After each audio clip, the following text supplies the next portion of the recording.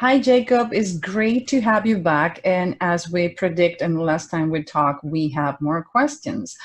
And one of them is why 70% of family business fail to go to the next generation. And let me tell you, that number was kind of scary. I was under the impression family business go better. Why they fail? Right. Thank you, Susan, for having me back. And that is a big number. And most people are, uh, when they hear that number, say, what's going on? Why is it so difficult? And there are a few things. I mentioned one in the previous podcast that we had, or the video, about number one, having to plan early. Let me just take a little bit of a deeper dive. When people set up a family business, most people really don't go to set up a family business. What they are is setting up a business.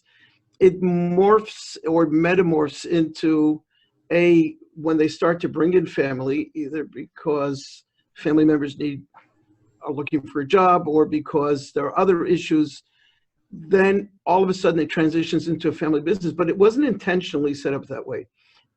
But if family business to be successful need to be intentionally set up correctly, not by default. And the biggest challenge is that when you bring in family members, the business is running, things are already in place, and then all of a sudden issues start to come up, which even in normal businesses come up, but in family businesses, the challenges can be exponentially greater, especially if, let's say, just for argument's sake, if a father and a son, if they're not getting along in the business, it affects the whole business. And it translates into both affecting either the other employees, affecting the father and the son relationship, which then can continuously have effects of the business not running as smoothly as you can. And there is a rule that you never hire people who you can't fire.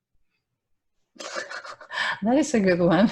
Right. It must be really difficult to need to fire any family member, but I guess if a kid needs to fire their own parents, or their parents need to fire one of the kids, how do you manage that? Yeah. So another great saying where a kid came into the business and told his dad, he said, "Dad, if you want to go out and play golf all day, I'll work hard. If you want to work hard, I'll play golf." And there are just too many competing interests in the business if it's not set up properly, correctly. And most businesses, or 70%, are not set up properly. And therefore, there's no planning, there are no rules, there are no regulations. There are dynamics that all of a sudden come into play, which was never thought about.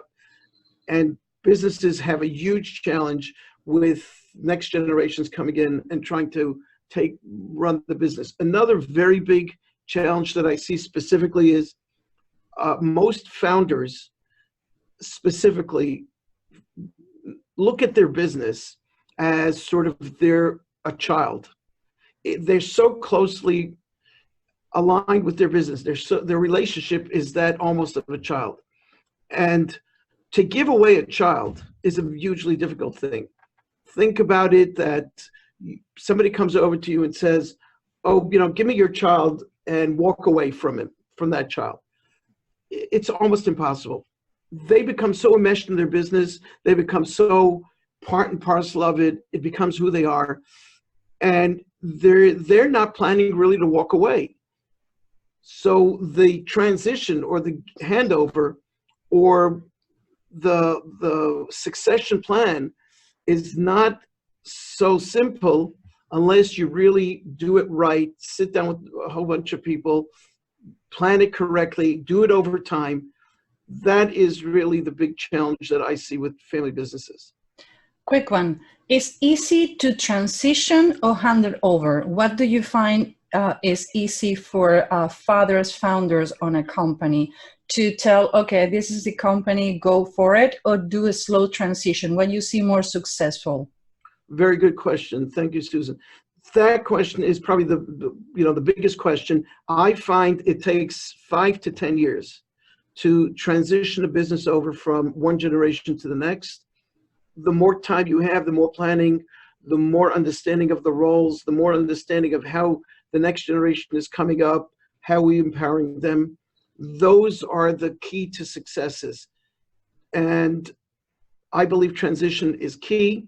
It takes time. You need to have a lot of patience.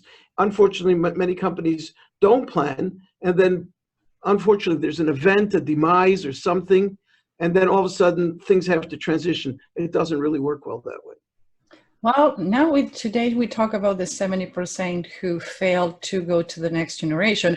Now I'm really curious to know what happened and what are the points of success on the 30% who make it. So I see you next one, Jacob. Thank you very much. Thank you, Susan.